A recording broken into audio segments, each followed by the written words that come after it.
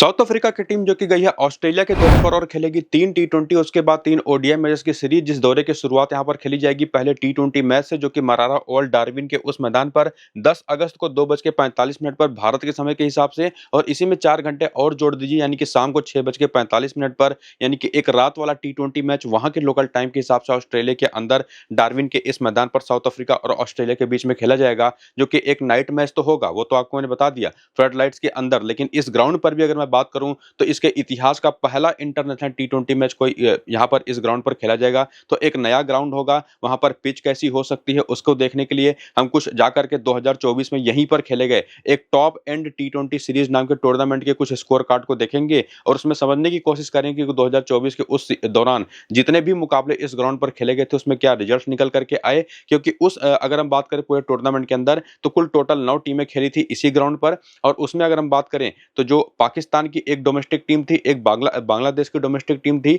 बाकी 7 टीमें ऑस्ट्रेलिया की डोमेस्टिक थी। तो उस दौरान अगर हम बात करें तो इसी मैदान पर ऑस्ट्रेलिया और साउथ अफ्रीका के बीच जबकि यह मैच खेला जाएगा, तो पिच रिपोर्ट समझने के लिए अगर आप जाकर के कुछ स्कोर कार्ड्स को देखें जो उस मैदान पर खेला गया था, तो उसमें यहां पर आपके सामने आखिरी के 4 मैचेस के स्कोर कार्ड है। लेकिन ओवरऑल अगर आप देखें तो टोटल 30 मैचेस खेले गए थे, 30 में से 16 बार यहां पर बैटिंग सेकंड करने वाली टीमें यहां पर मैचेस जीती हैं, जबकि 14 बार पहले बैटिंग करने वाली टीमें यहां पर मैचेस जीती हैं। और उसी में आखिरी 4 मैचों का स्कोर कार्ड अगर आप देखें तो इन 4 के चारों मैचेस में 202 का स्कोर डिफेंड हुआ, 138 का स्कोर भी डिफेंड हो गया, 197 का स्कोर 30 रनों के अंतर से डिफेंड हुआ, और यहां पर 169 का स्कोर 32 रनों के अंतर से डिफेंड हुआ। यानी कि आखिरी चारों मैचेस तो बैटिंग सेकंड करने वाली टीम जीती, लेकिन ओवरऑल रिजल्ट जो जाता है वो बैटिंग सेकंड करने वाली टीमों के पक्ष में जाता है। और इसका नतीजा यही है या इसका कंक्लूजन यही है कि ये जो आखिरी के मैचेस थे वो तो निश्चित तौर पर, चूंकि कई सारे मैचेस इसी पिच पर हो चुके थे, डेली 4-4 मुकाबले होते थे, इस वजह से अगर हम बात करें 4-4 3-3 मुकाबले होते थे तो पिचेस काफी हद तक यूज्ड टू होती चली गई,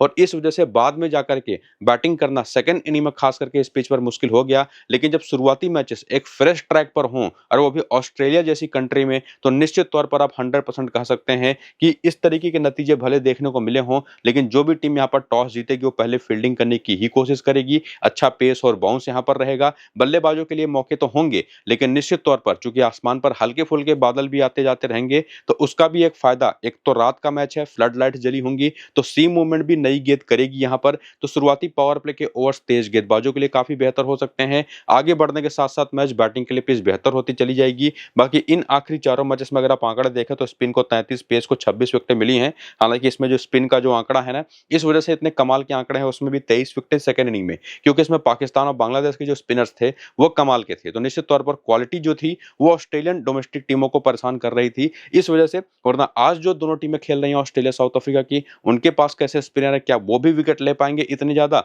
उसको भी हम आगे समझने की कोशिश करेंगे। बाकी इस पिच रिपोर्ट से एक बात तो क्लियर है कि जो भी टीम टॉस जीतेगी वो फील्डिंग करने जाएगी, जो कि मैंने ऑब्जर्व किया 2024 में इसी मैदान पर खेले गए टूर्नामेंट के बेसिस पर। तो जो भी पिच के बारे में ताजा अपडेट्स होंगे टॉस के बाद कि पिच कैसी है, उसकी अगर पिक्चर्स मिलती हैं तो, और साथ ही साथ वेदर का जो अपडेट होगा टॉस के बाद वो आपको मैं टेलीग्राम और व्हाट्सएप चैनल पर दे दूंगा। फाइनल टीम भी उसकी बेसिस पर जो मेरी बनेगी वो भी टेलीग्राम और व्हाट्सएप पर शेयर कर दूंगा, तो दोनों को जाकर के ज्वाइन कर लीजिए। लिंक इनका इसी वीडियो के डिस्क्रिप्शन में और कमेंट बॉक्स में जो पिन किया हुआ कमेंट है वहां पर आपको देखने को मिल जाएगा। तो जल्दी से जाइए, लिंक्स को क्लिक करके टेलीग्राम और व्हाट्सएप को ज्वाइन करके एक्टिव हो जाइए, ताकि वहां पर आपको सारे अपडेट्स मिल पाए और लगातार जो हम विनिंग्स कर रहे हैं द 100 टूर्नामेंट के अंदर वो यहाँ पर भी जारी रहे। फिलहाल आपके सामने है प्लेइंग 11 और बैटिंग ऑर्डर ऑस्ट्रेलिया की तरफ से, जहां पर कप्तान मिचेल मार्श ने कंफर्म कर दिया है कि वो ओपन ही करेंगे और वो भी ट्रेविस हेड के साथ ओपन करेंगे। और इन दोनों के ओपन करने की कंडीशन में जोश इंग्लिश विकेट कीपर बैटर के तौर पर नंबर 3 पर आएंगे। कैम ग्रीन को आपने अभी रिसेंटली देखा ही था, वेस्ट इंडीज के दौरे पर लगातार कमाल की पारी नंबर 4 पर इन्होंने खेली। बाकी ग्लेन मैक्सवेल जो ओपन तो कर रहे थे वेस्ट इंडीज के दौरे पर, लेकिन अब चूंकि ट्रेविस हेड आ चुके हैं तो अभी नीचे आ जाएंगे। उसके बाद टिम डेविड और मिच ओवेन है, इन्हीं दोनों के बीच में बैटिंग ऑर्डर ऊपर नीचे हो सकता है, या ये भी हो सकता है कि टिम डेविड नंबर 5 पर आ जाए, मैक्सवेल नंबर 6 और 7 पर आ जाए मिच ओवेन। इसके बाद बेन डॉर्स है, सीन एबॉट है, एडम जंपा है, हेजलवुड है। हालांकि यहाँ पर मैंने शायद गलती से एबर्ट को प्लेइंग 11 में रख दिया, मुझे लगता है कि यहाँ पर नेथन एलिस को होना चाहिए और मुझे लगता है कि वही खेलेंगे भी। इकोनॉमिकली अगर आप देखें टी20 फॉर्मेट पर तो बेस्ट बॉलर हैं ऑस्ट्रेलिया के, सबसे कम रन रेट इनका होता है रन देने के मामले में अपनी बॉलिंग के द्वारा, 7 से भी कम का इकोनॉमी रेटिंग का रहा है पिछले कुछ सालों में। और इसके साथ साथ बात करें तो मैट कूनेमार और मैथ्यू शॉट भी हैं, मैथ्यू शॉट के खेलने के चांसेस मुझे दिखाई पड़ते नहीं फिलहाल। बाकी पावर प्ले और डेथ ओवर की बॉलिंग ये जो बॉलर्स करेंगे ऑस्ट्रेलिया की तरफ से, जो पूरे 4-4 ओवर करेंगे, जिसमें सीन एबॉट के जहां पर आप नेथन एलिस को भी एज्यूम कर सकते हैं, वो आप आप यहाँ पर देख सकते हैं। और उसके बाद करियर के आंकड़े भी देख लें कि इंटरनेशनल टी20 में कैसा करियर चला है। उसमें खास करके मिचेल मार्श के बारे में जानने की मुझे नहीं लगता कि खास जरूरत है। इवन ट्रेविस हेड के बारे में भी, जोश इंग्लिश के बारे में देख लीजिए, 34 मैच 878 रन है, 32 का एवरेज, यानी कि टी20 करियर, इंटरनेशनल टी20 करियर तो कम से कम काफी बेहतर रहा है। और उसके अलावा कैमरून ग्रीन के भी 18 मैच में 36 का एवरेज है, 12 विकेट, हालांकि बॉलिंग नहीं करेंगे। इसके साथ साथ ग्लेन मैक्सवेल के 121 मैच में 29 का बैटिंग एवरेज है, इनके बारे में सभी जानते हैं। मिच ओवन के 5 मैच 125 रन हो चुके, 41 का एवरेज है, 2 विकेटें हैं। और बाकी टीम डेविड ने तो अभी वेस्ट इंडीज के दौरे पर 37 रन की एक कमाल की सेंचुरी वाली पारी खेली थी। इसके बाद बेन डॉर्सो के 7 मैच में 13 विकेट हो चुके हैं। मैट कोनेमन केवल एक मैच वेस्ट इंडीज के दौरे पर खेले थे, डेब्यू मैच, जहां पर इनकी पिटाई हुई थी जम करके, विकेट इनको मिला नहीं था। तो एक्चुअली प्लेयर्स के बारे में जो पूरी इन्फॉर्मेशन है, उनका करियर कैसा चला है, इनिंग के हिसाब से भी वो आपने पीछे देखा।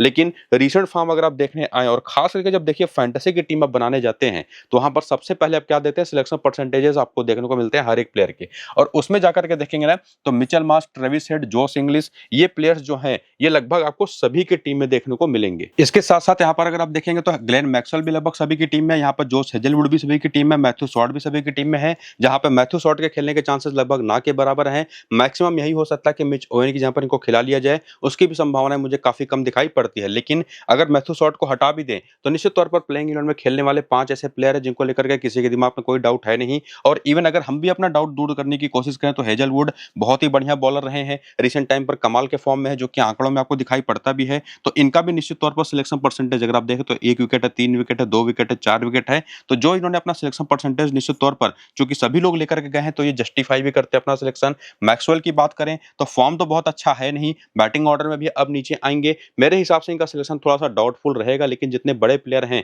इनको हालांकि ड्रॉप करना भी थोड़ा सा मुश्किल हो जाता है, क्योंकि सामने जो साउथ अफ्रीकन टीम है ना, वो स्पिन बहुत अच्छा नहीं खेलती ओवरऑल, और उनके पास कुछ लेफ्ट हैंडर्स भी हैं ओवरऑल टॉप ऑर्डर पर। हो सकता है अगर एक दो और लेफ्ट हैंडर वो खिला ले तो और भी, तो जितने लेफ्ट हैंडर सामने की टीम में होंगे, उतना ज्यादा ये बॉलिंग करेंगे। उस कंडीशन में तो अच्छे ऑप्शन बन जाते हैं। लेकिन उसी में जोश इंग्लिश, जो कि काफी बढ़िया फॉर्म में रहे हैं, इसके साथ साथ बात करें ट्रेविस हेड को लेकर के, तो कोई डाउट है ही नहीं। और इवन मिचेल मार्श, जो कि अभी वेस्ट इंडीज के दौरे पर तो कुछ खास कमाल नहीं कर पाए टी20 फॉर्मेट्स में, लेकिन जैसे ये बैटर हैं, इनको भी मिस करना अपनी टीम से वो काफी रिस्की चांस बन जाता है। तो ओवरऑल अगर हम बात करें ना, तो उन पांचों में से मेरे हिसाब से 4 प्लेयर तो बेस्ट है, जिनको आप सीधे लेकर के जा सकते हैं, उनको लेकर के कोई डाउट आपको रहना नहीं चाहिए। लेकिन उसी में कैमरन ग्रीन का एक नाम है, लोगों ने अपनी टीम में पिक नहीं किया है, लेकिन अभी वेस्ट इंडीज के ही दौरे पर इन्होंने टी20 फॉर्मेट में 32 55 नाबाद, 11 56 नाबाद, 51 कमाल का फॉर्म दिखाया था, और कमाल की बैटिंग करी थी एक्चुअली। तो ये भी मेरे हिसाब से one of the best option होंगे, जिनको आप कतई मिस नहीं कर सकते। और ये तो आपके डिफरेंशियल प्लेयर भी बन जाएंगे। अगर आप चाहें तो इन्हीं को मिचेल मार्श की जहां पर अपनी टीम में शामिल कर सकते हैं, या टॉप ऑर्डर के चारों बैटर्स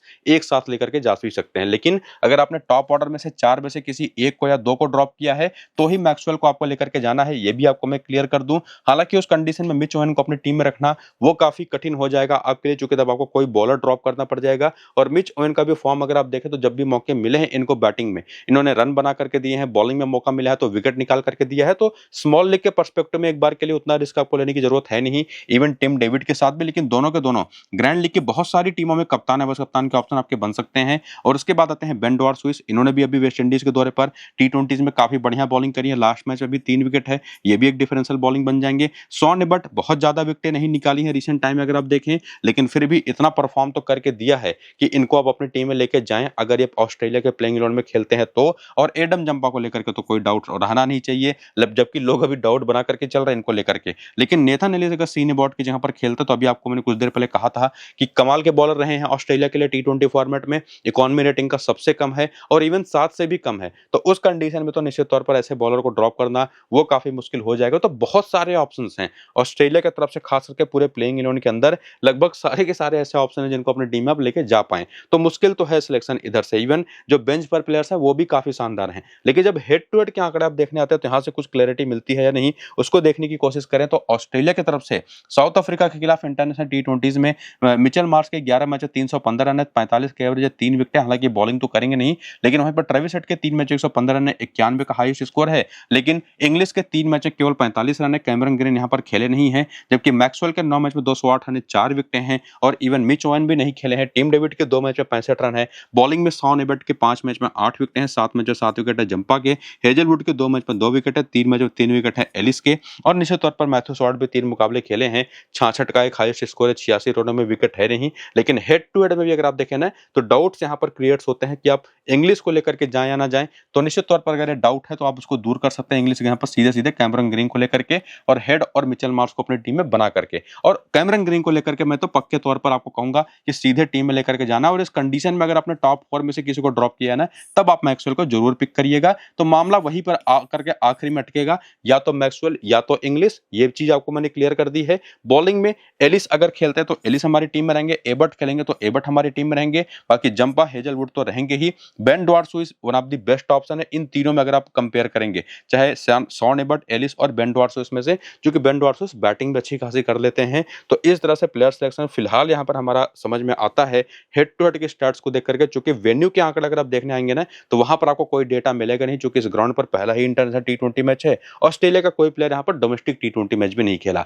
तो ओवरऑल हमारा कंफर्म होता है कि मिचेल मार्श के साथ यहाँ पर ट्रेविस हेड, कैमरन ग्रीन के साथ, और साथ ही साथ यहाँ पर बात करें तो यहाँ पर जंपा और हेजलवुड तो टीम में रहेंगे। अब देखना पड़ेगा आखिरी ऑप्शन के तौर पर एलिस हैं, यहाँ पर शॉन एबर्ट हैं, बेन डॉर्सो हैं, और इवन मैक्सवेल या जोश इंग्लिश में से भी कोई एक है। किसको पिक करना है ये चीज हमारा टॉस के बाद ही डिसाइड हो पाएगा। बाकी 5 प्लेयर तो हमारे काफी हद तक पक्के हो चुके हैं। बाकी हम देखेंगे किस इनिंग की बैटिंग बॉलिंग होगी, कैसी कंडीशंस होंगी, उसके बेसिस पर हम बाकी प्लेयर्स पिक करेंगे। वो आपको मैं टेलीग्राम पर बता दूंगा। बाकी प्लेयर बैटल के भी आंकड़े देख लीजिए, तो मिचेल मार्श लुंगी एंगीडी पर 2 बार फंसे हैं, 35 गेंद पर 60 रन बनाकर के आंकड़े बहुत अच्छे हैं। दिक्कत इनको ऑफ स्पिन पर होती तो सामने ऐसा कौन सा ऑप्शन है वो हम बताएंगे आगे चल करके। बाकी ट्रेविस हेड को लेफ्ट आर्म ऑर्थोडॉक्स बॉलिंग फंसाती है, 66-68 गेंद पर 6 बार आउट हो चुके हैं, 103 रन बना करके। वहीं पर कैमरन ग्रीन को कोई दिक्कत नहीं है। इंग्लिश को right arm fast express pace bowling जो होती है, जो सामने की टीम में है अच्छी खासी है, वो परेशान करती है। बाकी ग्लेन मैक्सवेल ये तो स्पिन पर फंसते ही हैं, सभी जानते हैं, specifically left arm Orthodox bowling जो सामने की टीम में काफी क्वालिटी वाली है। बाकी रबाडा एंगीडी पर भी सस्ते में आउट हो चुकी है, इसी वजह से इनको लेकर के मेरे दिमाग में डाउट भी है।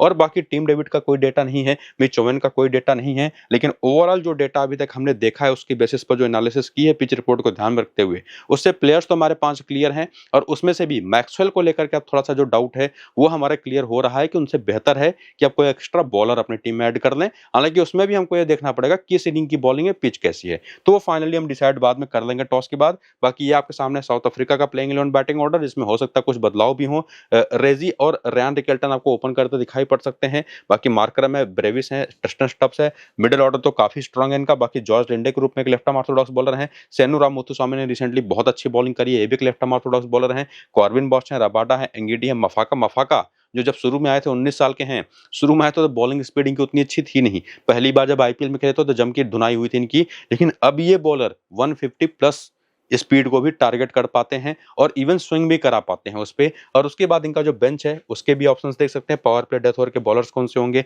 उनके नाम भी देख सकते हैं। निश्चित तौर पर वही आपको पूरे 4 ओवर करके देंगे। बाकी करियर के आंकड़े भी आपके सामने, जहां पर प्रेनेलन सुब्रेन जो भी इनका नाम है, ऑफ स्पिनर, इनको भी डेब्यू करना बाकी है। डोमेस्टिक में 120 मैच 110 विकेटें ये ले चुके हैं। और बाकी जो सारे आंकड़े, जैसे खास करके रयान रिकेल्टन का आंकड़ा देख लीजिए, लगभग सभी की टीम में है। करियर एवरेज केवल 20 का है, 13 मैच में भी कुछ खास कमाल कर नहीं पाए हैं। लुहान डी पेटोरियस 5 मैच केवल 83 रन है, 16 का एवरेज है, कुछ भी खास कमाल नहीं कर पाए हैं। कॉर्बिन बॉश सभी की टीम में है, 4 मैच में 34 रन है, केवल 2 विकेट है। तो इंटरनेशनल टी20 में बिल्कुल भी छाप ये छोड़ नहीं पाए हैं। लेकिन जो बाकी प्लेयर उसमें डेवाल्ड ब्रेविस भी कुछ खास तो नहीं कर पाए, लेकिन रिसेंट टाइम में काफी अच्छे फॉर्म में रहे हैं। ये बात आप सभी को याद होगी, जैसा कि इन्होंने इसके पहले आईपीएल में किया था, उसके बाद साउथ अफ्रीका के लिए भी किया है। और बाकी प्लेयर्स के भी आंकड़ा, जिसमें सेनू राममुथुस्वामी के 3 मैच में 4 विकेटें हैं।